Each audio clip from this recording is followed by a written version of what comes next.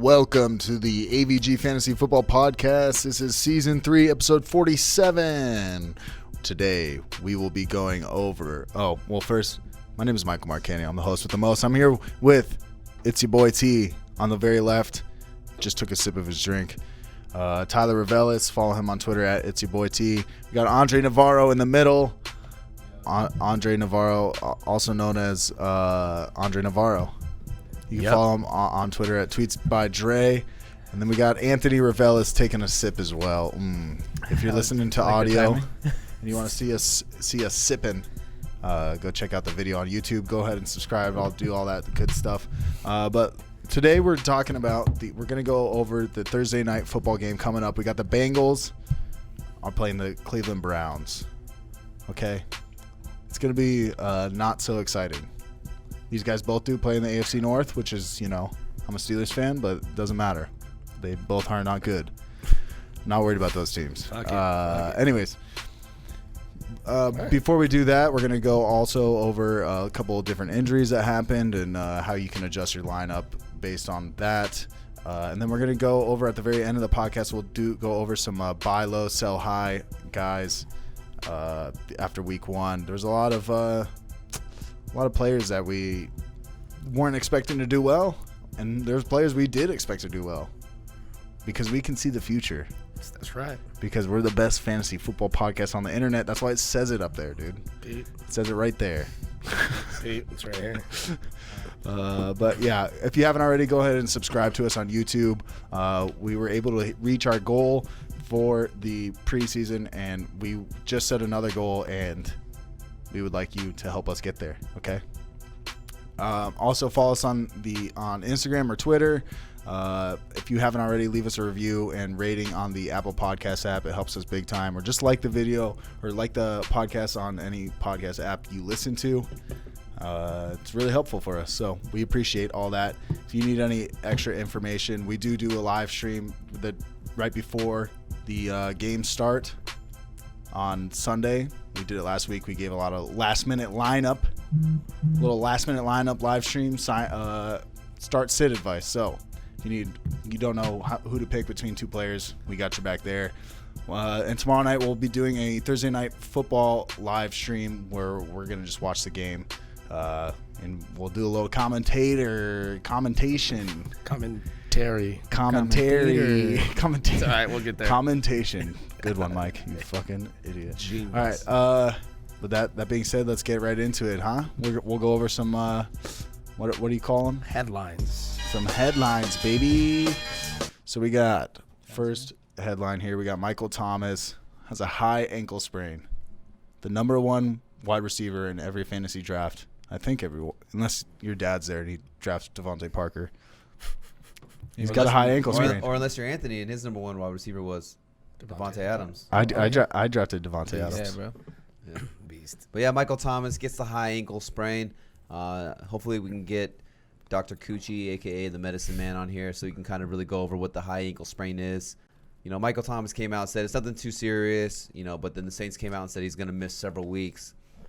Just definitely not good drafting your first round pick. Went probably top 10 overall in pretty much every single draft you would think.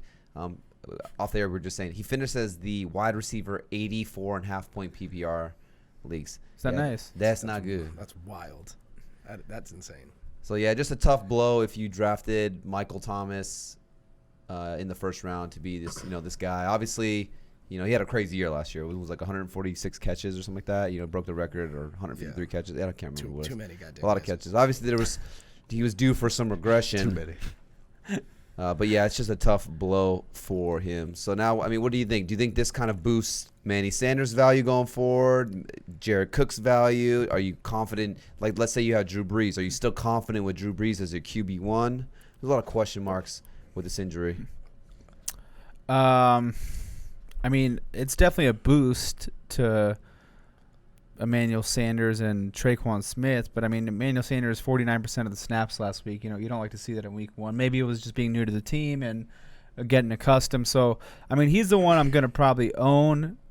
I don't know if I'm going to trust starting him right away. I think the beneficiary is going to be if you're a Jared Cook owner, I think this gives Jared Cook a little bit higher of a target volume when he's never been a very high target guy. And then Alvin Kamara might even see more in the passing game. And I think this is just with this defense looking pretty good. This could be they could go a little bit more run heavy for a few games without Michael Thomas. So you could see Kamara and Latavius Murray both be above 12 carries a game for the next few games if the defense allows them to do that. Yep, I agree with everything you said. I think it could be more, Kamara, even Latavius Murray get some extra carries, maybe lean on the run a little bit more. Here's my question, though. If you have Michael Thomas, would you entertain some trade offers for him, even though he's out for a few weeks? Because, there's always people in leagues that are, like, trying to go get, the hurt guys. Last year when Saquon was hurt, people were trying to get – I think, everybody was trying to get him, because it's like you'd rather have somebody than have him, just be on your bench. So – me, I'm all about trades. I'm always trying to capitalize on a trade if I can. So I'm not gonna sell low. Like I'm not gonna sell less. Like if you you won't settle. I'm not selling. If I got them for $1, I'm not selling less than for $1. So depending on what I get, then yeah, because obviously like you said, you took him in the first round, and if you went double receiver, maybe your running backs are pretty thin. So yeah, it just depends on what you're getting in return. And depending on how long he's going to be out. If they don't throw him on the IR, then that's pretty good. It means that he should be back within the first 3 weeks. Maybe you can manage. Luckily, if you do have him, wide receivers, the deepest position this year in fantasy to me, you can probably go find someone, hopefully on your bench or even on the waiver wire they can go in there. And they're not going to give you Michael Thomas-esque numbers, but, something to manage and get by at least. Maybe if your name's Corey Davis, they might. Yep. Some hold me over guys. I'm trying to buy Michael Thomas if someone's willing to trade him. If they get scared, because I'm confident even if I package trade a couple guys, like a couple receivers and a running back, I'm confident in my waiver wire and like add-on pickups because I listen to AVG Fantasy Football podcast. So like set that up. I'm confident in my ability to replace those depth guys, and then when he comes back, I got a star receiver on my team. And you have Mr. Miyagi's stream of the week on defense, so that's like 30 points every week. Yeah, dude. That's honestly, like a wide receiver. You basically won your fantasy league. Just listen to me, dude. Yeah, hey, I'm gonna go trade solo. Michael Thomas for defense. I'm gonna come out with a solo album. Album? Yeah, an album. When a band breaks, I don't know. Anyways, for me though, I think this is kind of. They go and get Manny Sanders. I know he didn't play a ton, but I can't remember what it was exactly. But they look for him a lot in the red zone. So if there's one guy I would feel comfortable, I think obviously Jared Cook as well. They got to throw the ball to somebody, and I'm not really confident in Traquan Smith. I was about to ask. Maybe they try to run a little bit more. There was a lot of hype with Traquan in camp, though. They were praising him, saying he's looking the best he's ever been, and I don't know. There's a lot of hype on him. That's all. Yeah, he's still a young guy, so it's not, me, my man crush Manny. If Michael Thomas is out, then I would feel confident throwing him into the lineup. Yeah, we could talk about that on start sits, the matchup. Yeah, for sure. Yeah, they play the Raiders this week, so they just gave up a bunch of points. So who knows? Maybe you still start Breeze, but proceed with caution, I'd say, since he's out one of his main guys that he throws it to 700 times. Yeah, 760. But if you have Michael Thomas, just know that's right. Could be a rough couple weeks for you. Yep.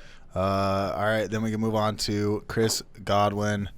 Chris Godwin he came out of the game. He was fine, and then all of a sudden they're saying he might have a concussion.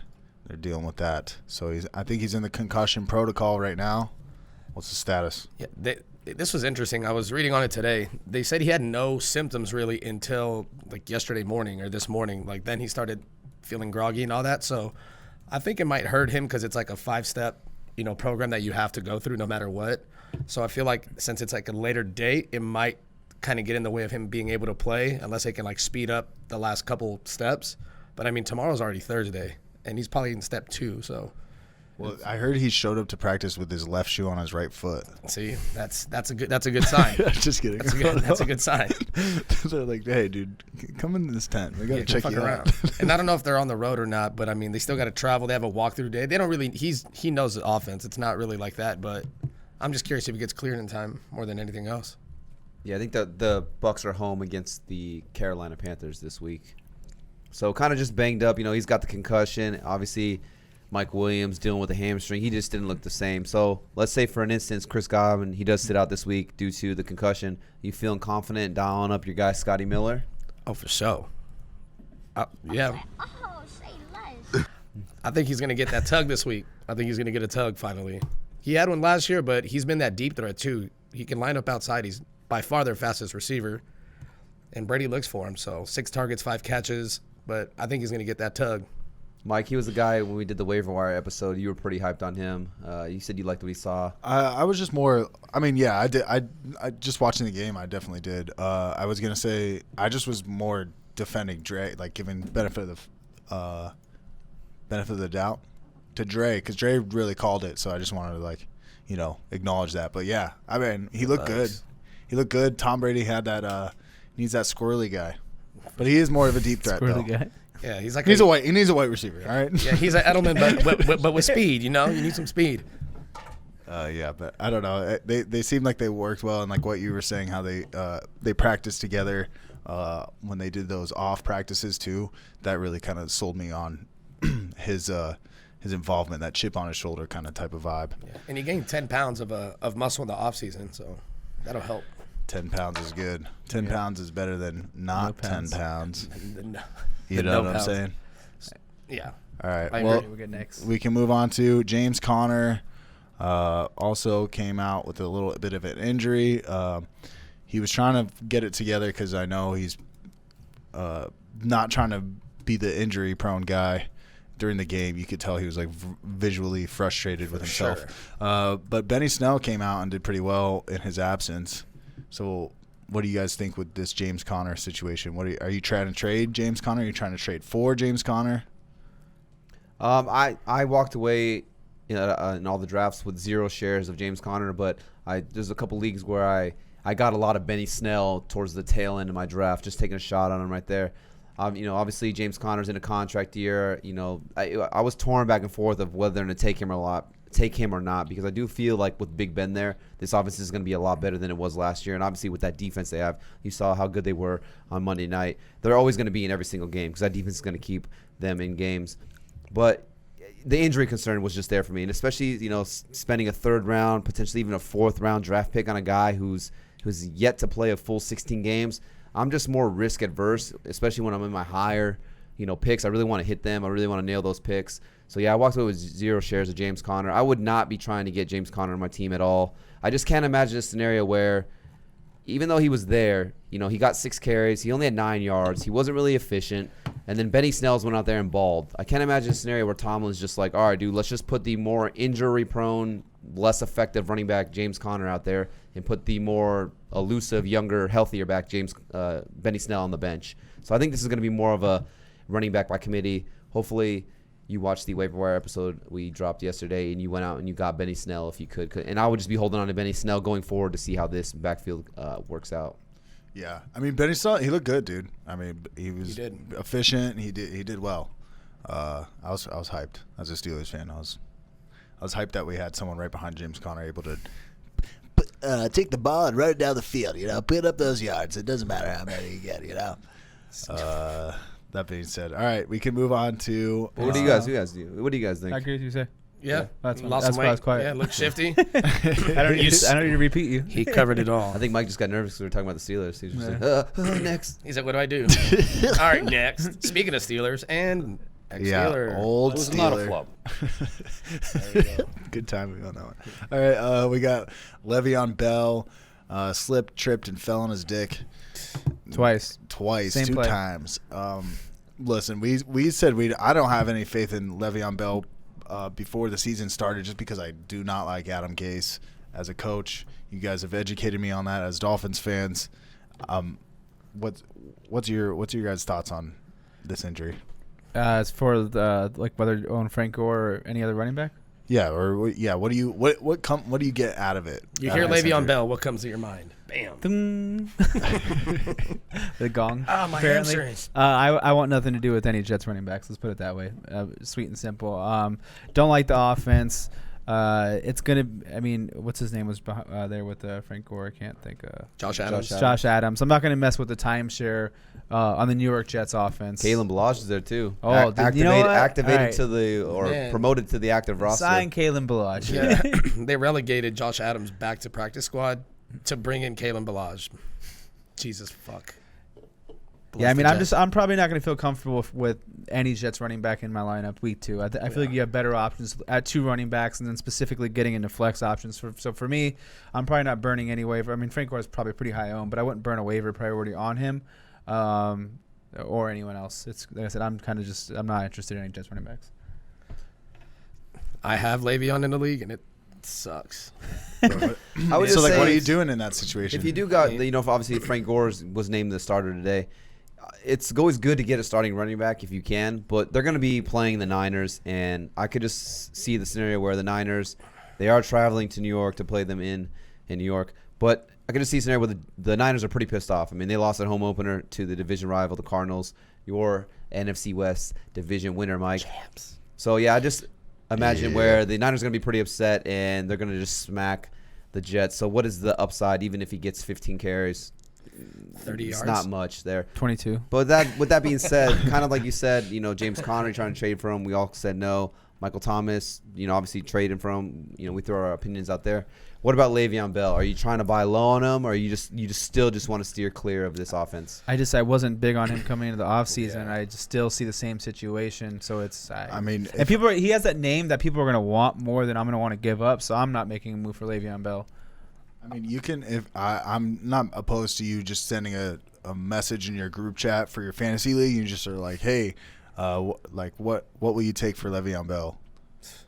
You know what I mean, and see what they send you. But be careful what you send, because you might send too much and they might accept it.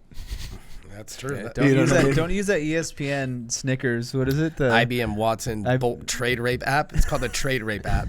Really? Somehow it picks the people they like, and it's like, we're going to trade rape everybody in your favor. If you're bored, go on your ESPN app if people play that and just hit that and just laugh at the trades it makes. Yeah, we could tag ESPN on this Let one. me see. Whoever generated this IBM Watson Needs to be fired. fire them immediately. It'll be like trade Lamar Jackson for Le'Veon Bell and Jared Goff. Really? Good trade. It told me to trade Miles Sanders and CeeDee Lamb for like Amari Cooper. I was like, fuck out of here. That wasn't even You that know what good. it does? It just It wasn't even that good. It was worse than that. That's like the best thing it could come up with. You know what it probably does? It probably looks at your the projection statistics and then probably bases it off of that and goes like, okay, well, Lamar Jackson's projected to get this, but then you get Jared Goff, who's projected to get that, and you get another player. So that's a good trade. It's like doesn't take into account. Sounds like a white guy with a mustache invented it. Anyone who Some watches this, idiot. if anyone goes through that IBM trade Watson and sees a trade and actually hits send offer and it works, hit us up. I would love to know what it was. Screenshot it, send it to us, yeah. please. We don't believe you. And then show us the person who accepted it too, because I don't believe it. I don't. But yeah, I have Le'Veon. I'll take some offers. I'm more mad that he didn't want to play. He had his hamstring wrapped up, and then Gase made him go back in just to take him back out. Like, It's just tricky. He's going to be on the. Might cut you off. No, He's you're going to be on the IR for at least 3 weeks. 3 weeks, yeah. So he's not going to come back for at least 4 weeks. But then it's like a soft tissue hamstring injury. Like those obviously can flare up again throughout the season. So yeah, I want nothing to do with Le'Veon Bell. you think they tried to trade him in the meantime? Maybe. I Go get Devontae Freeman. They hate him. If Adam so. Gase is still there when he gets back. Yeah, seriously, dude. That dude should be fired. Like even like every sports news program's like, hey guys, like I feel like they always defend coaches. You got to give them time to work the team. Nobody is defending There's really Adam no one Gase. defending Adam Gase. Everybody's like, dude, he's the problem. Get him out of there. I just don't get what the Jets see in him. They're like, this guy's the guy. No one else likes I him. think he's a low-key dealer for someone. Yeah. It's You, like- you saw his eyes during that press conference. He was know. twacked out. It's like, hey, should we make Adam Gase our coach? And it's just like, Why is everyone so fucking stupid? Truly, should not. You No. should not have Adam. I wish Gase I knew be the head Jets coach. GM off the top of my head because he's a fuckhead too. it's about to be Gary V. Good. Hey, shout out to Gary V for show. Anyways, He's part of Jets owner. we can move on to the Thursday night football preview. I realize I have James Connor's. I was gonna say, What's it called? Thursday night football preview. We got the Browns. You ready for this drop, dude? You want to turn down a little bit? Oh yeah, they do that. There you go, dude. was Soft gonna- drop, dude. I was gonna say with that. I was like, Soft drop. when you were saying it, I was thinking, I was like Jurassic Park. Dude. Hit it. All right, Hit we that got drop. Thursday night I love football our drops, dude. They're just all preview. over the place. So the Bengals. It's in Cleveland, correct? Cleveland. Yeah, sure. The Cincinnati Bengals are taking on the Cleveland Browns in Cleveland. Yeah, it is in Cleveland. 43.5 point over under. Over. So take the under. What's the over at? And that's the Browns are a 6-point favorite. It reminds me of that song. And we won't come back till it's over there. It's a World War II song. Anyways. That reminds me of the other guys when he said, I thought you said bad cop, bad cop. That's what that reminds me of. He's like, you want a piece of me? Anyways. Sorry. All right, so we're starting on the Brown side of the ball. Yeah, we'll start on the Cleveland Browns. The doo-doo Brown side of the ball. Dookie. Okay. Okay. We're talking Baker Mayfield here. This is how we go through it. Quarterback, running backs, wide receivers, tight ends, then defense. But we'll start with the quarterback. Obviously, we got Baker Mayfield. I mean, you guys know my opinion on it. I'll let you guys have the floor. You can say your piece, but I don't care about the Bengals defense not being that great, but I'm not starting Baker Mayfield. Yeah, sorry. I agree. I'm not trusting him in my week 2 matchup until I see anything, so I'm with you. Go ahead, T. Tyler, let's do it, dude. I'll go after. I mean, you want Someone to go first? say something nice. All right, I'll go. All right. Something nice or just something? All right. Here's Baker Mayfield made it to the NFL as a quarterback. Congrats. And he got a lot of Hulu money. He got a lot of money, but yeah, you know me. I'm the biggest Baker Mayfield defender, but it's just I can't do it right here. I was just looking at some stats. In his 2 games last year against Cincinnati, he had a 46% completion percentage and a 45% completion percentage. Yeah, that's no good. So I wrote here, no thanks. Gardner Minshew did better than both of those numbers combined last week. Go pick up Ryan Tannehill and play him. Don't play. But drop Baker's. Leave that landmine for somebody else, please. Yeah, so I mean, it was a landmine that worked last year. Yeah, sometimes. So I mean, it's not like he was getting rushed. He only got sacked twice. So the O-line, I would say they did their job. He wasn't running for his life. He just made terrible throws, and he had 4.8 yards per attempt. That's fucking awful. I mean, to his defense, you got Marcus Peters on a corner who's an all-pro corner, and then you got Marlon Humphreys, and then they go get Calais Campbell. He was an all-pro as well. Threw it to him. So the Ravens' defense is really good, and then they got up by such a huge lead that you're pretty much abandoning the run game and then that's what Stefanski and the Browns want to do. They want to run the ball, be able to run play action. So when Baker Mayfield is just going to drop back and throw the ball, the defense can literally just pin their ears back and go after him. And we've seen when you really have to rely on Baker like that, he's not that good. He's, and when I did the numbers on him in the offseason, he's a lot better off of play action. So when you kind of abandon that when they're down 30 points, you throw all those, positive parts about his game out the window. They have a couple of linemen questionable too for this week 1. One of them's like a finger injury, so it's not a big deal. Wait, what happened? My fingers hurt. Yeah, his fingers hurt. About scrambling, dude, to get there, dude. That's he said, what letter is that? What letter is that? He's like, son of a bitch, I need another keyboard. But that on top of it makes me not that confident. Yeah. And I mean, 10 targets to OBJ, 2 catches. I mean, I think he's thinking a little too hard still. He needs to just let the offense do the work and him just make the right read instead of forcing it. Yeah. But, I mean, who am I? He just needs to stop making Progressive and Hulu commercials. Yeah, he needs to just read the playbook. I think he needs to keep doing that because he's not going to have a job in a year. Yeah. Stack that paper. Just makes as much as he can. Just make as much as he can. Stack that paper. It's like you feel bad, man. You want people to be successful in the NFL, but it's just like I just can't see it working out for the guy. But that's just my opinion. It's one game. We don't know what's going to happen, but it's like I feel bad for Browns fans. It's like you think you get this quarterback and then.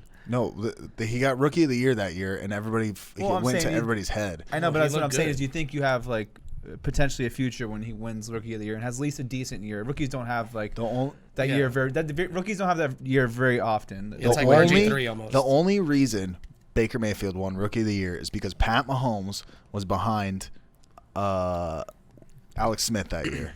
Yeah, but you're missing the point. I'm saying like he had a pretty good season, so it's like if you're a Browns fan, you're optimistic. Like looking at he gave them false hope. Exactly. They had a terrible season the season we before. spent a lot of time Baker Mayfield. Let's get on to that. Let's go on to Nick Chubb.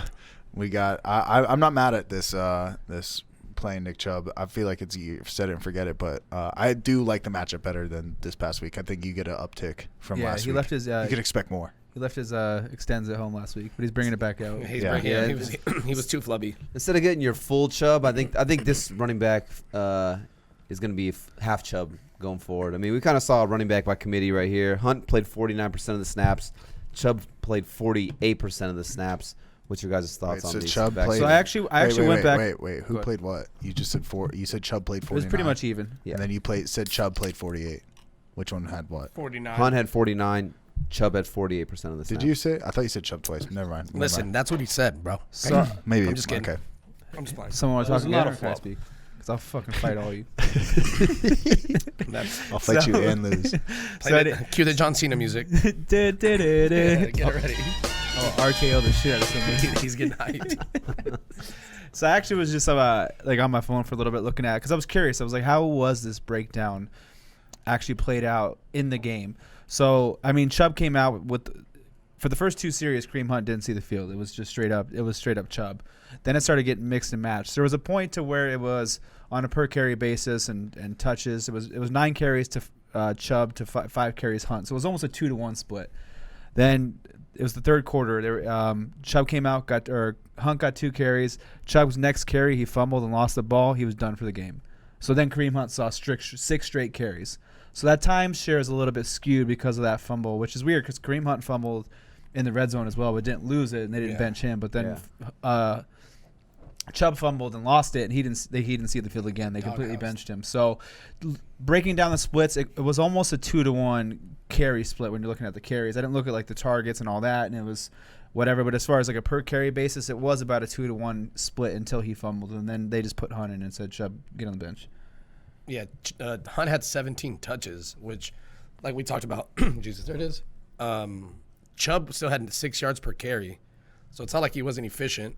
It's just he got doghoused. So, and with the game script too didn't help. Yeah, and I mean, I would say Hunt's probably the more of a pure pass catcher than Nick Chubb. So with the game script, like you said, I don't think that hurt as well. So I'm not going to overreact to it being a 50-50 after week 1. If we see another week or another week, then it's okay. It's time to reevaluate. Or if the Browns keep getting smacked to pieces, then Which could.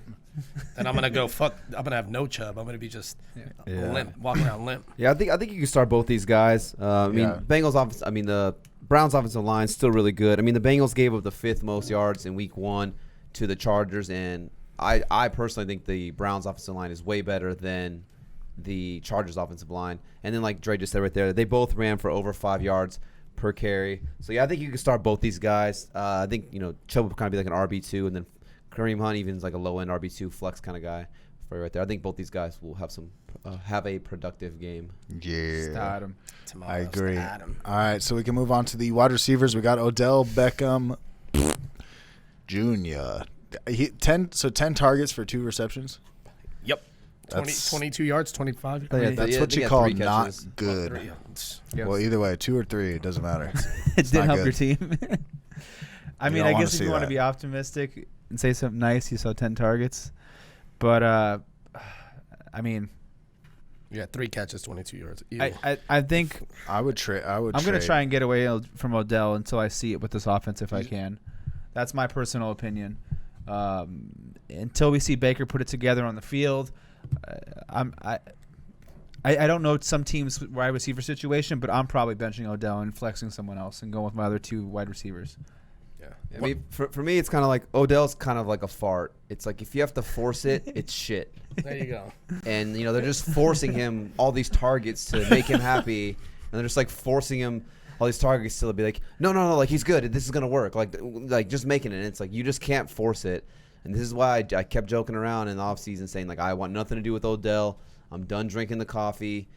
Give me the real. Give me the Coffee, the Gatorade, Kool-Aid, I meant. the Kool-Aid. coffee that makes you shit. Yeah, give me the the real OBJ. number 1 wide receiver for the Browns, Jarvis Landry. But with that being said, I mean, he did play 75% of the snaps. It was most out of any receiver. He ran 33 routes. That was tied with Landry for the most on the team. I mean, 10 targets is good, but like you said, the completion percentage was just not there. And you see on the highlight, he just drops a little like dig route or a little First slant down. route. Yeah, these highlights are from the game against Baltimore last week. But I mean, if you're gonna start him, the Bengals secondary isn't anything to be scared about. And if he's gonna see 8 targets again in a game that should be competitive, I don't think this game gets out of hand like it did last week against the Ravens. I think you still start Odell. But this is why I didn't want him, because it's like you have Odell and you feel so inclined to start him every single week because you're like, oh, but it's Odell Beckham Jr. You can't- Like, he can blow up at any given week. Yeah, and I think I just wanted nothing to do with that. And now I feel so relieved because this is the first year I don't have many leagues, and now that he did shitty, I feel good. I'm going to use oh, go ahead, Mike. No, I was just going to say, I think that's the best advice to give to Odell Beckham Jr. owners is to don't look at him as that name, as that person you have to start. Look at the matchups and see if you're willing to play them. And if you have a better option that has done well or is getting enough targets and is being productive, go play that person. Like I would play Jamison Crowder over Odell. I would play these types of guys. Don't look at him as his name. Like is basically what I'm saying. Yeah. To put it simple is like if you have, to try and clarify this, if you have two, Odell is no longer a top 20 option on a week in week out basis. If you have two top 20 options, start those guys over Odell. If you have, then you can make the decision if you have another guy that's in the 20 to 30 range of options. That's on you if you want to go out and do that. But if you have two top 20 options, start those guys over Odell. Don't just do it because of the name. I'm not picking on Juju, but Juju, for example, last year was someone where you were I know he lost Big Ben, but I'm saying like people were starting Juju for the first X amount of weeks because he had that name. But look at the name. Yeah, but look at what I can't think of another example, so I'm using him because that came to mind. But it's a good example though. Yeah, so but it was hurting your team week in and week out, and we could have the same thing going on with Odell this year, and that's a possibility. So you need to consider that. So.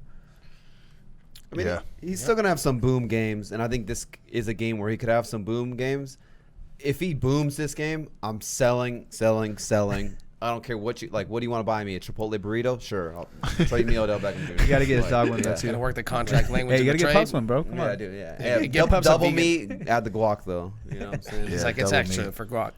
Yeah, that's like a $20 burrito. You got to get that new employee that takes a big scoop, and then they feel bad. They put more on it. Yeah, that's for sure. Those are the best ones. They don't know how much. They don't know what they don't know. I feel like the new employees are like so like by the book. They'll be like, you know what makes me mad is you're Chipotle and like they'll go grab like the chicken and like they'll like shake some off, and it's like, nah, playa. If you get it on the first initial scoop, that chicken or steak is game. Like you can't be shaking off the chicken or steak on me like that after you just scooped it. The term I use for that is like, I hate when they act like it's theirs. Yeah. Like, you know what I'm saying? Like when you go anywhere and they give you like one squeeze, it's like, bitch, this ain't your shit. Give me more. Yeah. The fuck? You're not going to go home. You're not taking this chicken home. You about to toss this bitch. So like T said, whatever's on that spoon is mine. Don't fucking shake none off. It's not yours. Give me extra sauce. What's up? Don't play. They low-key have a manager that you can't see on the side that watches them, and they're like, look up, and he's like, no, but that's what I mean. Like, I'm on a 30-day probation period. That's what I mean is like, I feel like when I'm new anywhere, I feel bad like charging people a certain amount for Fuck things. That. We need Chick-fil-A service. They'll give you fucking anything you want, dude. They'll give you whatever you want. All right. Well, let's move on to the number one running back, Jarvis Landry. Number one receiver. Number one receiver, Jarvis Landry for the Cleveland Browns. I think he's got the hip injury, so he's questionable technically right now, but I think he'll be fine. Hasn't missed a game yet, right? In his career, one game? Knock on wood. Has he not? Yeah, he's played all 16 games in his entire career. I mean, like I know I joke around. I say like this is the real number one wide receiver for the Cleveland Browns, but that's just my opinion. And I mean, he gets you 5 receptions on 6 targets for 61 yards. It's nothing sexy, but that's a Jarvis Landry game right there, you know? He's going to get you, 5, 6 catches, 50, 60 yards, and then he's got, some decent touchdowns here and there. I know the first year he was there, he had a 26% target share. When Odell came the second year he was in Cleveland, still a 26% target share. So I'm just going to go with the mean of what it is, and I'm going to guess he's going to have another 26% target share this year. The guy's a PPR machine. As long as, like I said, monitor the hip. I know, Dre, you said you were reading something off air about how his hip, maybe he could potentially not play. So, it's a short week, a Thursday night game. He's a little sore from the hip surgery in, week 1. But as long as Jarvis Landry's on the field, he's in my lineup. Boom. Mic drop. Yeah. No, I agree. He's worthy, especially in PPR leagues or half point. Standard depends. But yeah, I mean the dude like you said, he's a machine, and Baker looks for him. He can run in the slot. He can line up outside if you need him to, and he's reliable and he's not a bum. He's not a bum. Start Jarvis Landry. He's not a bum. All right, we can move on to tight end Austin Hoopa, the Poopa Scoopa. There's a lot of poop jokes with the Cleveland Browns. True. Don't force it. Super poopers. Don't force it. Yeah. Go ahead, Mac or Mike. Mac or Mike. Mac or Mac. I mean, how do you say that? I don't have. I'm not the biggest Austin Hooper fan, but I think this is a decent matchup against the Bengals. How do you guys feel? All right. I mean, I'll say this. Obviously, you draft Hooper. A lot of people are drafting Hooper to be their tight end one, I think, in most leagues. I know we were all pretty down on Hooper. I think we might have barely had him in the top 12. If not, I think we might have had him more like tight end 15 kind of range.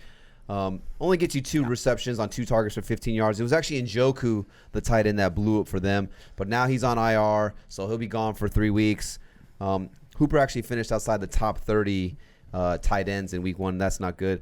But I think this is a good matchup for him right here. If you're going to play him, if you still have him, I'm going to go back to him. If you couldn't go out and get maybe like a Goddard or something like that on the waiver wire. I mean, this is a Bengals team that just last week, Hunter Henry had 5 receptions for 73 yards. So, yeah, I think Hooper's a decent little play this week if you had him. Bounce back game for Hooper, in my opinion.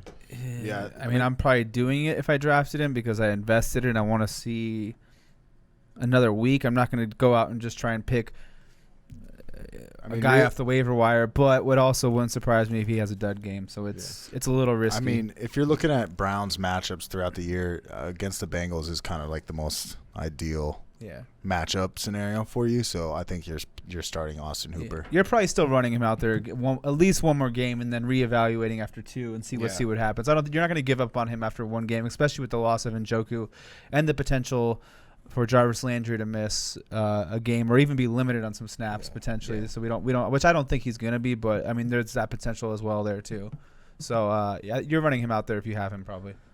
Yep, for sure, and hopefully you can get Baker to stop forcing the ball to OBJ and hit the open guy. And now, like we said, with Njoku out, it's gonna be less people to worry about. And I mean they paid Hooper a good amount of money to get there to play, so it's like you figure you want to get him involved. Thursday night, might as well, prime time, give him the rock.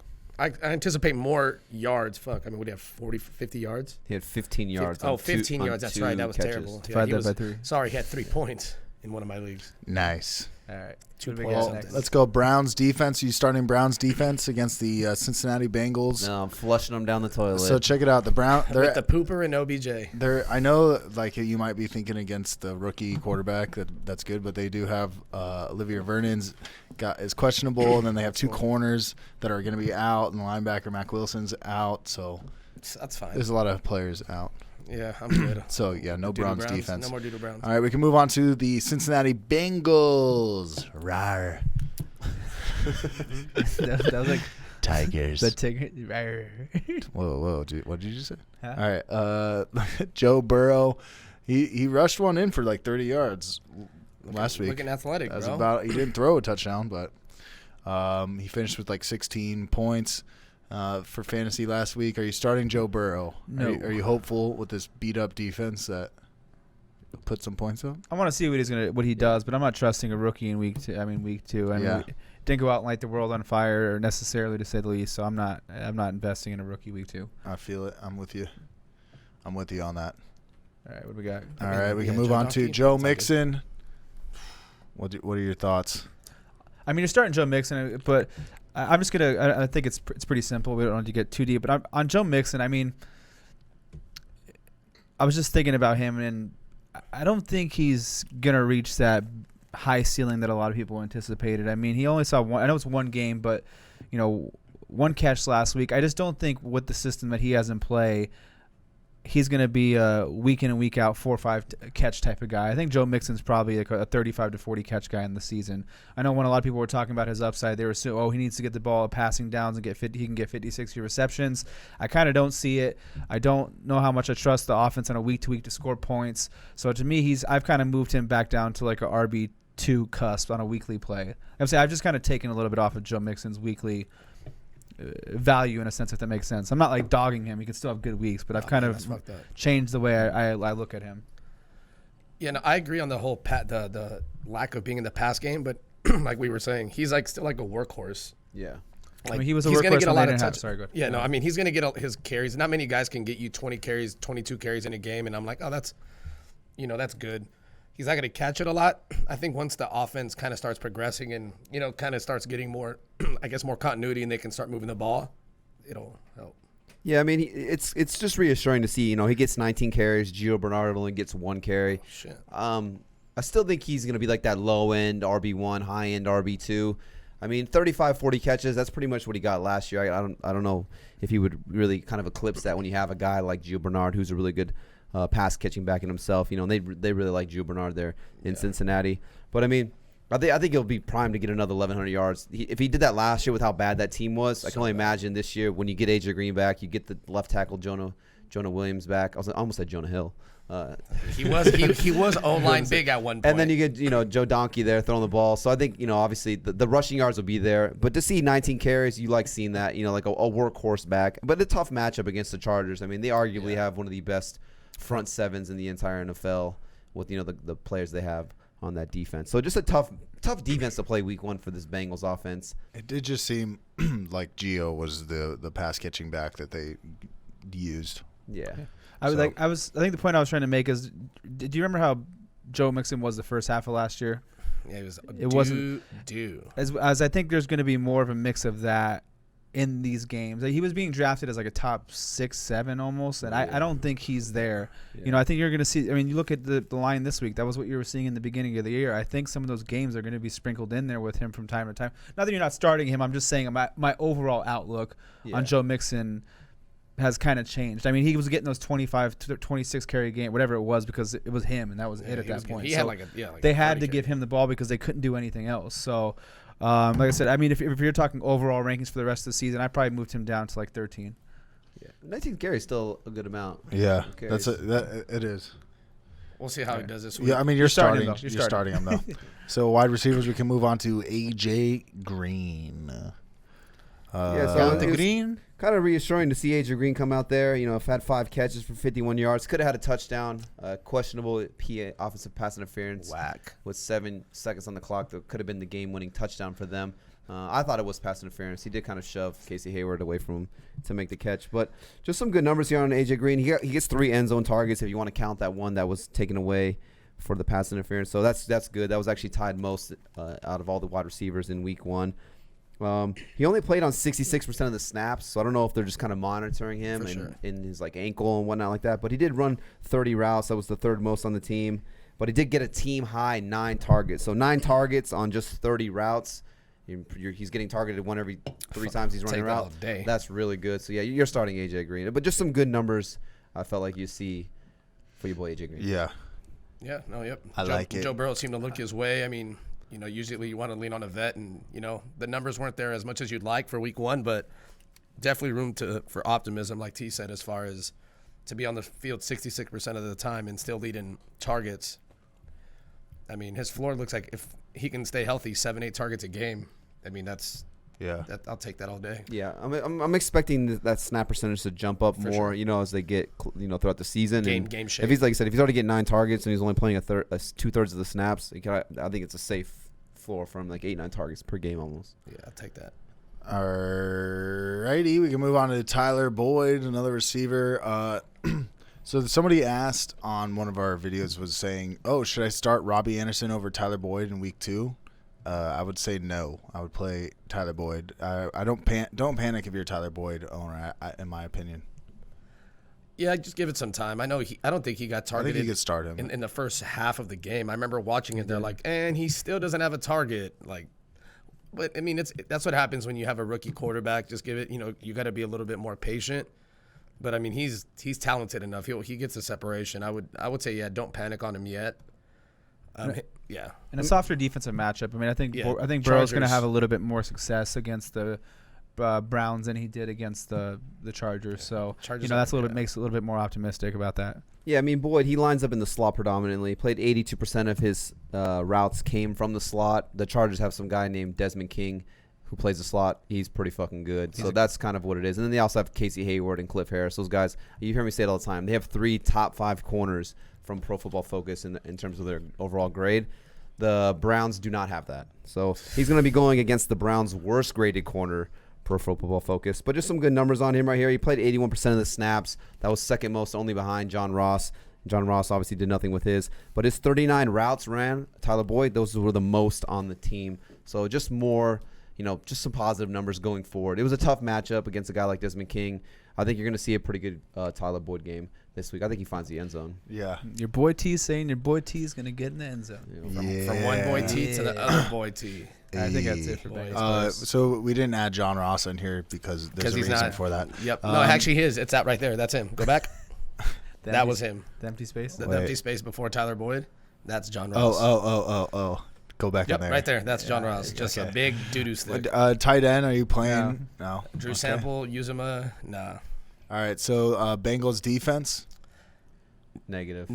Nope. You don't think Baker's going to blow it again? Throw some interceptions? Even if he is, I'm good. Yeah, they can ground him. They could ground and pound them to death. You should never have to play the Bengals defense. Dude, I might stream him. Unless you're in a 32-team league. Hopefully you're not in a defensive league, but if you are, don't. Hey. He said unless you're in a 32-man and you had the last pick of defense. Start the Bro, this is how confident I am that Baker's. Bro, I'll play Bengals defense against you, Tyler. You won't. Bet you won't. Bet. Hey, watch them have 2 pick sixes tomorrow, like a punt return or some bullshit. You right. All right, so let's move on to buy low, sell high. Here, this is what we got. Hell, I forgot we did the Browns already. I was like, dog, who the Bengals playing? No. Damn, I'm tripping. So we're gonna go over some. Obviously, week 1, there's a lot of people panicking.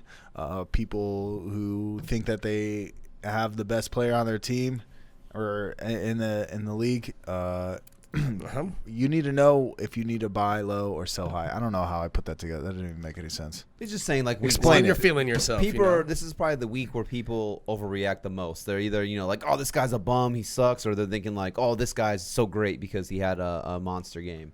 So just like Mike said, just a couple players that we're buying low on, and then a couple players that if we have them, we would be selling high on. Yeah, you're welcome, definitely. Mike. Thank you. What he meant to say was better like that. Okay, so we'll start with the selling high. I put in Corey Davis. Corey Davis did pretty decent. He was targeted a decent amount. I don't think that continues. I think A.J. Brown still remains the number 1 receiving option there.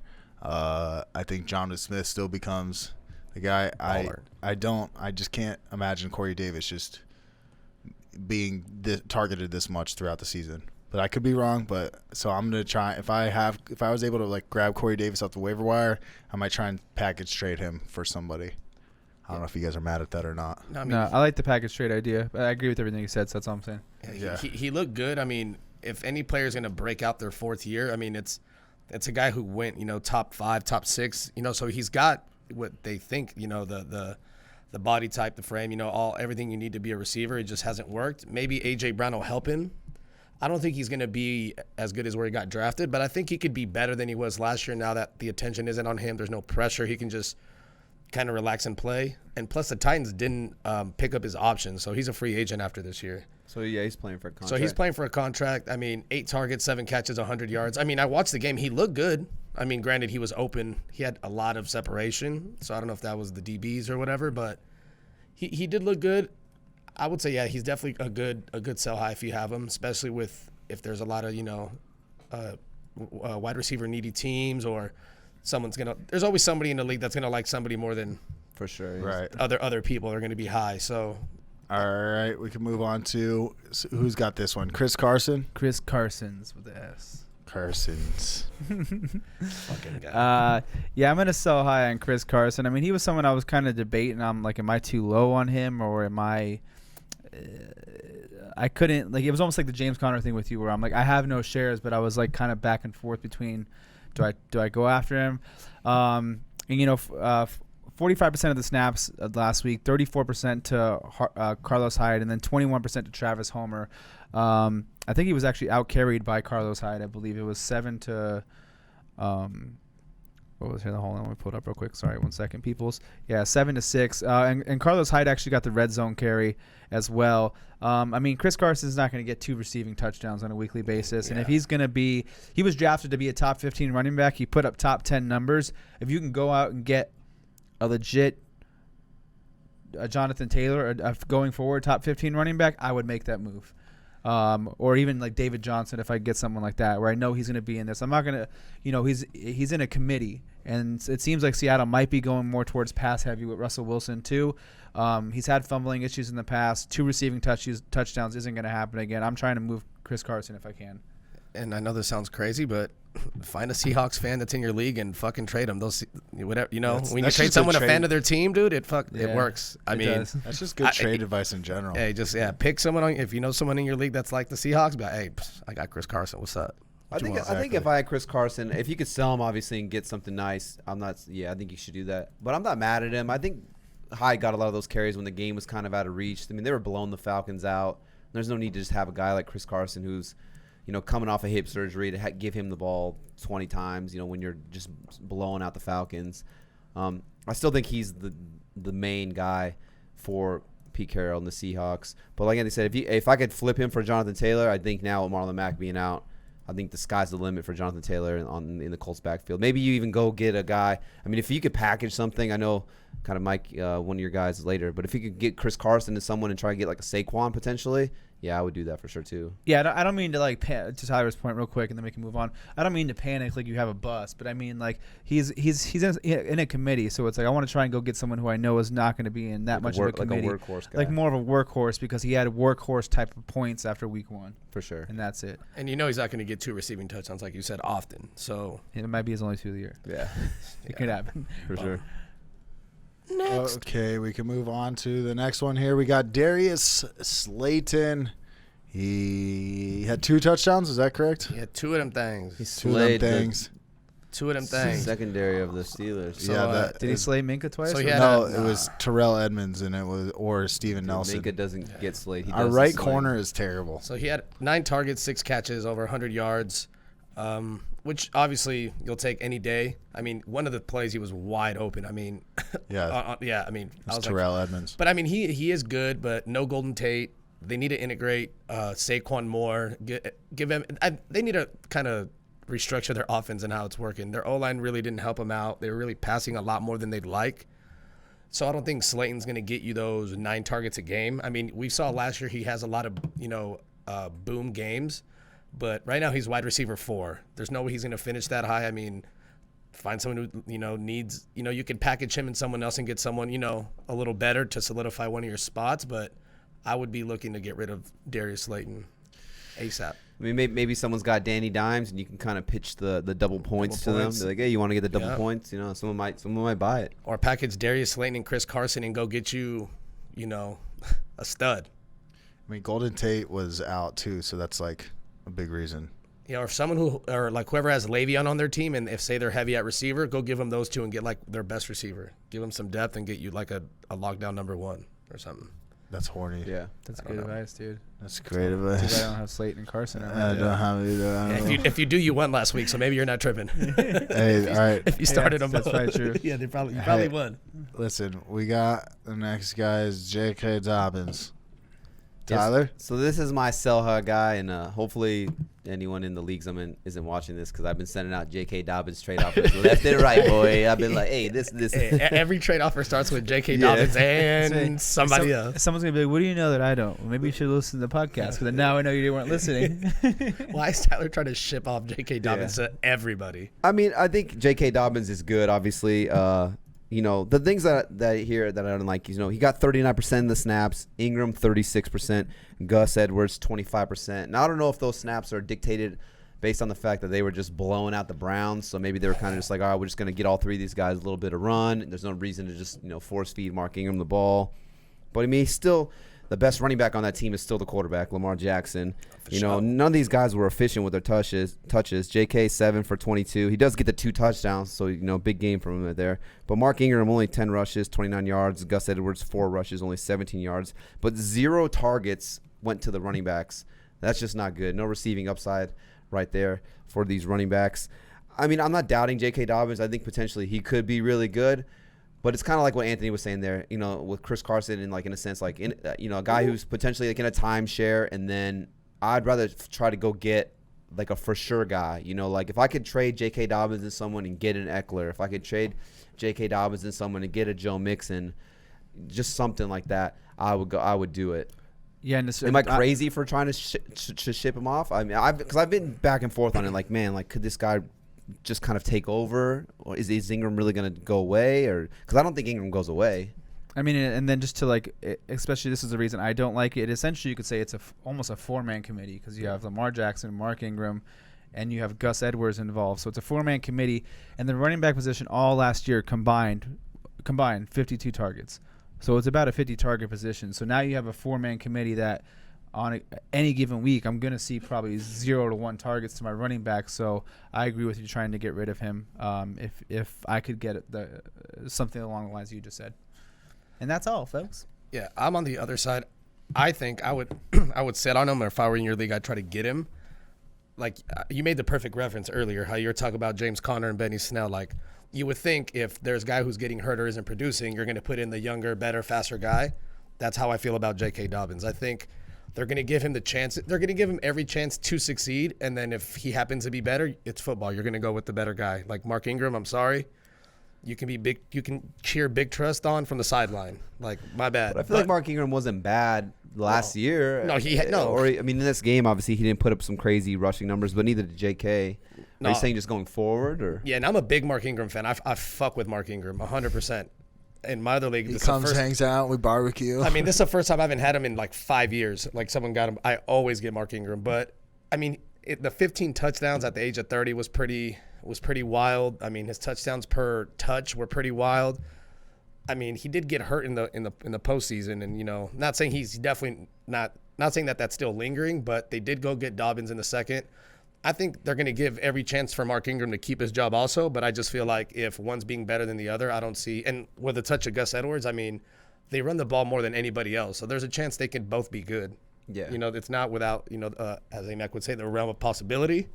They're like I said, they're so effective with the RPO that any of them could do well if you're focusing on Lamar, but he's by far the fastest, most explosive player they got, and he is good on pass protection, but they're going to be smacking people a lot, so how much are they going to be passing really?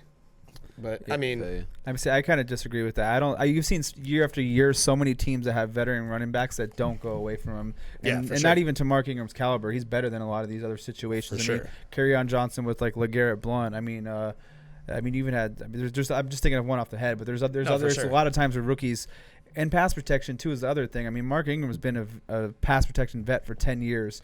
Lamar Jackson, your franchise quarterback. If J.K. Dobbins is struggling on some of those aspects, I don't care if he runs 10 carries for 65 yards. He's not going to be in those third downs if he's struggling. Yeah. So for me, it's not happening anytime soon. Yeah, I'll wait till week 5 or 6 to see before anything crazy. I don't know when their bye week is because I don't remember every team's bye week, but you should. I'm going to say week 8 then. I'm going to guess week 8. Let's see. If you had J.K. Dobbins and Chris Carson, would you try to flip them for Saquon? Yeah. If I could get that, yeah. Yeah. I mean, hey, if someone will accept that, dude. Speaking of Saquon, let's move on to our buy low segment. I got the highlights from it was from week last 8. night. Let's fucking get it. Dude, Lucky ass guys. Don't lie. No, it is week 8. Don't lie, dude. All right, fuck it. It's not week 8. Bamboozle. The NFL's taking a bye week in week 8. Week So 8. Everybody's off. Listen, Saquon had less rushing yards than Big Ben, okay? And Joe Burrow. Joe Donkey. Listen, donkey. If anybody's going to be down on Saquon, it's after week 1 maybe. Hopefully he does bad again, and then I can really try and buy him. I mean, I want Saquon. Just about Mike? All right. I don't care about you guys. Here's my question. If someone gave you 15 carries, can you get more than 6 yards? Because that's what he got. Well, he did have like Dino. a 30-yard run, but the problem was he got tackled. Pass. He got tackled. Oh, that's right. That's right. He had 9 targets. But I'm going to say if he couldn't do it, then I couldn't do it. Because Saquon Barkley is way more athletic and stronger and faster than me. And I know we always joke around saying, like, he would get the ball. Yeah, he would look at this. Look at these highlights right here. Hey. For audio listeners, sorry about this, but says I mean, Saquon Barkley, low lights. Mike's just trying to show off. no, the but like Steelers' it is true. Like this offensive line like wasn't even there. Like he gets the ball and BT then and Amek were offensive line for the game. he gets the ball and then it's just it's done. Well, this is the craziest stat. So he had 15 carries for 6 yards. His longest run of the day was 7 yards. So he actually had 14 carries for -1 yards, if you think about it. He had one run of 7 yards. He had a lot of losses. Yeah, like Mike said, there's a lot of plays like this right here where he's just getting hit in the behind the line of scrimmage. So I think it's more a statement of how good this Steelers defense is going to be, and we've been chirping them up all off season. If you can get someone to bite on a Saquon Barkley trade, bro, sign me. I'm hitting accept so fast. It's gonna be very hard though. No one's gonna panic after week one. Yeah, you'd be surprised if someone did that. But if someone's an idiot in your league, take advantage. Yeah. Okay. Make some offers. See what happens. Well, it's like McCaffrey's rookie year where he ran for like 3.4 yards a carry. It wasn't good, but they pass him the ball a lot to make up for it. That's what they need to do with Saquon. They need to try to, figure it out. Fucking get him in space. Run these angle routes, these swing routes. Like they need to find a way to just get the ball in his hands because, as you can see, he can make people miss. He's pretty unhappy there. Yeah. They traded his boy OBJ. Yeah, I don't know if they were boys. Maybe they were. They were boys. They were homies. Dre knows who's boys, right? Bro, they were literally kicking it. They were literally kicking it all the time. They were getting dookied on together. They both have really I'm cool sure. earrings. Okay, I bet you OBJ's like, man, the Giants aren't looking that bad right now, bro. I was trying to get up out of there. You know what? Him and Shep, he was like, I know you're gonna laugh, but I want to say he's like in his wedding. They're all like buddies. Yeah. So it's like I have like my best friend, but I fucking hate my quarterback. Yeah. I hate everybody else. All right, well, let's move on to another buy low. We got DeVante Parker. This is what the fuck? Unbiased. Yeah, to say the least. Drew it out of a hat. Drew it out of a hat.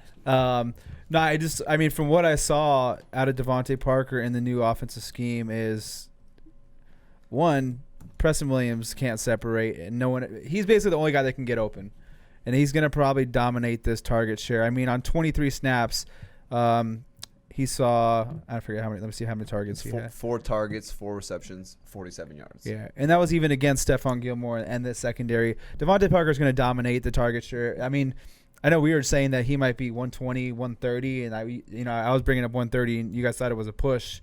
Not a push, but it was out of the possibility they got up to 140. But I could see him pacing 150 with the lack of weapons that they have over there. Preston doesn't look the same after the ACL. Gesicki's lacking separation ability. He's the only one who can actually do anything if he can stay healthy with the hamstring. That's why I think you might be able to buy him even lower, as people might be like, oh, he's hurt. Give me Darius Slayton. I'd make that trade if I could. You know me. You already know how I feel about DeVante Parker. So, that's my guy right there. It just sucks that this guy just can't stay healthy. Like Anthony was saying, I'm just kind of piggybacking on him. It was tough watching this offense because nobody could get open. And, DeVante Parker's by far our best offensive weapon on the field. And when he's not there, this offense is just not even the same. And he's one of those guys where even when he's not open, like look at that catch right there. He wasn't open. Guy's holding one arm, and he makes a one-handed catch when the defender's all over him. And you know me. I already love DeVante Parker. And he was actually running. So he was open on some of his catches by a wide margin. It wasn't like it was close. Like he was actually breaking open. And that's not something you usually see from Parker. I'm. Are you concerned about the hamstring a little bit? It is a little reassuring that they're saying that he could potentially play this week. There's no rumors about him going on IR like a Le'Veon Bell. Are you concerned about the hamstring? You think he'll be okay? Yes and no. Am I concerned about this week? Possibly. I got to read the rest of the injury report. But am I concerned going forward? Not necessarily. A lot of players do have hamstring injuries year in and year out. Miss a game or two. Things happen. So I'm not. And I think what you're gonna have to pay for him will probably be worth it because he was drafted 6th, 7th round in most drafts. Now he's injured. Week 1. Some people don't even look at the injury report. They see 4 for 47. They might want to ship him off for whatever you give him. So I think you're going to get him You're not going to have to give up a high quality player to get DeVante Parker more than likely. You might even be able to get him cheaper after this week if he does play because he's going to see Tre'Davious White. If he's a little banged up, Tre'Davious White, one of the premier elite corners, maybe he doesn't have a good game again. And then so if you don't get him this week, you could potentially get him in before week 3. I like that. We're going Homer for this next one, but it's actually Dre's pick though. So, but it's kind of my Homer, but it's Dre's pick. We got everyone listening. He made me pick. No, I didn't. Better like it's our. Better like you suggested it. He texted me. He's like, Dre, take Diontae Johnson. All right, we got Diontae Johnson. Why are you targeting Diontae Johnson I'll tell you why. as a buy low candidate for your he fantasy team? led the team in targets, had 10 targets. But on top of that, just if you watch the game, he did fuck up a punt in the first quarter. But, I mean, dude was getting open like separation through the roof. I mean, Big Ben targeted him, 10 times. He didn't, the stat line, if you didn't watch the game and just look at the box score, nothing really pops. But he looked good out there with the ball in his hands. I feel like he's someone who could just be like a top 30 wide receiver. He was creating separation. He was looking good, dude. He did, and he led the NFL last year as a rookie in punt return yards per return. So he can be returning kicks when he's not fumbling. And he actually had a drop in that game, so he could have had Yeah. 7 receptions he was on a 80 crossing route yards. for let's just say 70. So could have been even a better game for him. Yeah, I mean, I know last year he was tied with Deebo Samuel for 18 forced missed tackles. That was the most amongst all wide receivers. And then, like you said, the separation is where he's really good at. He was actually the number 1 receiver in terms of creating separation for wide receivers. He means rookies. You could, Yeah. and just you for could anyone see, who's you gonna could, be stupid. Tyler said he was fucking dickhead. listen. Just know we're talking about rookies. Sorry. No, you're right though. No, he's number 1 across the board. Yeah, dude. Oh, he was. Yeah. Oh. So yeah, he's good. Like I'm hyping him up, dude. He's good. Yeah. No, hey. Yeah, dude. This He's is our good. pick, bro. His 59 catches was most among rookies, so fucking leave him alone. Yeah, don't talk about him badly. Lions fans. Diontae, but yeah, I mean, he looked great. I think, like you said, he just had a bad game. I think that sometimes he dropped that punt return, and it almost cost us big time. But the defense was able to stop him on the there you 1 go. yard line. So I think, but yeah, that'll kill your confidence for a whole game. And so I think that's what happened. But the dude's Deontay's what we like to call dynamite. Okay. Oh, there we go. And they didn't even bench him. I mean, they left 86% of the snaps, same as Juju, so unaffected. Yeah, they were like, which I think is good. You need to do that. It's like what Andy Reid did with Kareem Hunt, that one in his opening game. You gotta reinstill that confidence. Let him go back out there. And he's going to be seeing number 2s. As far as, when And it's opposing hot. number 2s, I mean, he should be getting open pretty frequently. You playing him this week? I can't. I'm flexing him. I can't. But yeah, if you can buy low for him, but he's almost like a no name. Nobody's really knows of Diontae Johnson that way. Unless you listen to this podcast. Yeah, so I mean, for sure, try and trade for him if you can. Yeah, I'm actually trying to trade other players on my team to make room for him because I just can't put him in my lineup yet. So I'm trying to trade other guys to get better at a position to put him at my flex. Because Dre's that stacked. I mean, I can't play him over, No, I'm kidding, I'm T.Y. kidding. Hilton yet, you know what I'm saying? So I got to, or Will Fuller. So, I can't. Or Devontae Adams. No, you know what I'm saying? I know what you mean, Can't though. do it. I So mean, I'm Adams trying is though, because I don't want to trade him away. I don't think anyone's going to try to get him like that, but I'm big on him to where I'd rather trade other guys. No, I know And what you Big mean. Ben is healthy, too. Get a bigger guy who's going to put up stats, and then you can play him as your wide receiver too, or your flex option for sure. For sure. I love it. We I got love anyone it. else? That's it. That's all we got. What Oh, about my wait. guy? What about his Oh, guy? you know what? Oh, I realized that when I was looking through this, I forgot. Who's your Fucked guy? up, dude. Dude, wow. You really don't got a template for your boy or what? No, I forgot. I could add it really we're fast. Gonna give y'all a verbal, dude. Just tell me. He's gonna freestyle it, dude. Cooper Kupp. Hey, there you go. Go ahead, T. You didn't Fuck it. tell me this, I did tell you this. bro. Don't lie to me, bro. There it is. Yeah. That's him right there. That looks just like Michael him. Thomas. There it There is. she is. Nice Yeah, recover, that's on the, dude. on the Nice fly, recover, bro. dude. I'm fucking out here. I don't fucking flow, dude. I thought it was Michael Thomas. I thought Cooper Kupp was Michael Thomas, honestly. All right, dude. Yeah, Cooper Kupp is my buy low guy. Doesn't really have the biggest game there. I think he only had, 4 catches for On 5 40 yards targets. on 5 targets. I know 5 targets doesn't sound like a lot, but that was the second most on the team behind Robert Woods.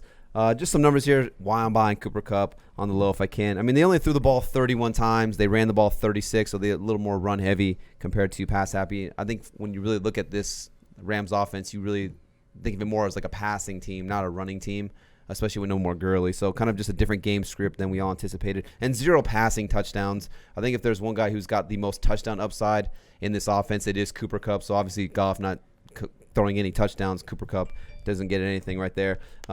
But did play 85% of the snaps. That was the most of the wide receivers. And he ran 30 routes. That was the most on the team as well. Obviously, Robert Woods has the big blow-up game. Some people might be panicking, thinking like, oh, Robert Woods is the guy now. Like, Cooper Kupp is no more. I do love Robert Woods. I think we all love Robert Woods across the Bobby board. Trees. Super talented guy. But if I can go get Cooper Kupp, that's still Jared Goff's boy. Just got the nice little contract extension as well. So, yeah, if I can get Cooper Kupp on the low, I would be trying to get him. I heard they play bags together. I'm just kidding. I don't know. I just made that up. I don't know if that's What is that, cornhole? What was my bold prediction? Robert Woods top 5 receiver. I don't know. I think that was one of my bold. We'll have to pull it up on that bold prediction episode.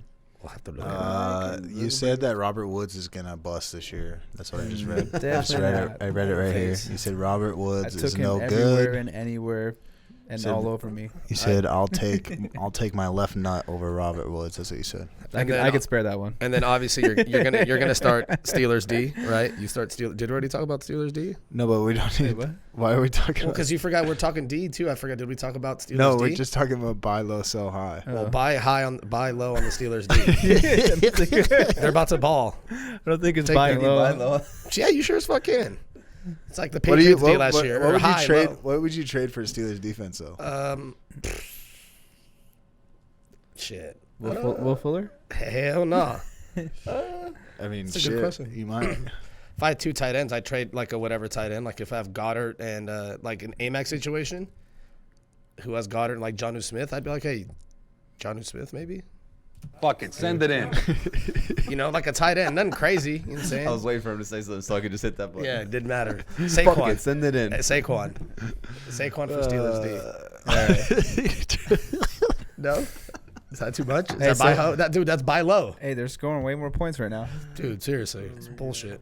And plus, Saquon should know about Steelers D. Let's wrap this show up, dude. All right, this has been the AVG Fantasy Football Podcast, episode 47. That was a Thursday night football preview, fantasy predictions. We went over some buy low, sell high trade targets. Double check with your trade target with your trades on how if they'll go in for this week or if they'll go in for the next Love week. You never want to trade someone and then you don't realize that it doesn't go in until the week after. That always sucks because you might be hyped on a certain matchup or something. That being said, this has been us giving you information. Man, he's been killing it with the wordplay today. Yeah, I like am. you are Really so just there. Listen, You know? we Fuck it, dude. do what we can, all right? Yeah. And No doubt. I'm trying my best, dude. What else? I mean, My goldfish died today, all right? Shit. What Just else? kidding, I don't have a Did goldfish. it last more than 7 days? I did kill a fish once in my life, though. Trying to think of something else. Nope, that's it, dude. Fuck it. But hopefully Mike's- this helped you, and if it did help you, subscribe. Follow us on Instagram. Follow us on Twitter. Oh, happy National Mexican Independence Day week, whatever. Yeah. Ain't got shit to do with nothing with football, but That does the other football. that's true. Yeah, but They what play about football. all the teams that play in Mexico? Dude, all of them. That's not happening this year, right? I don't think so. I don't think we can't even have fans. How are they going to go to Mexico? Because they're not tripping on that they shit don't out give a there. shit over there. Yeah, they're like shit, Yeah, and they all 100,000. have it. You see Video, those hey, stories, wait, everyone's what do you mean by partying? they? You fucking Yeah. kid. No, I'm They just all kidding. have it. He's they. COVID's not real, dude. All right. All right, that's That right. being said, Clip that. Go ahead, send it in. us big boys This fuck. are out. Holla.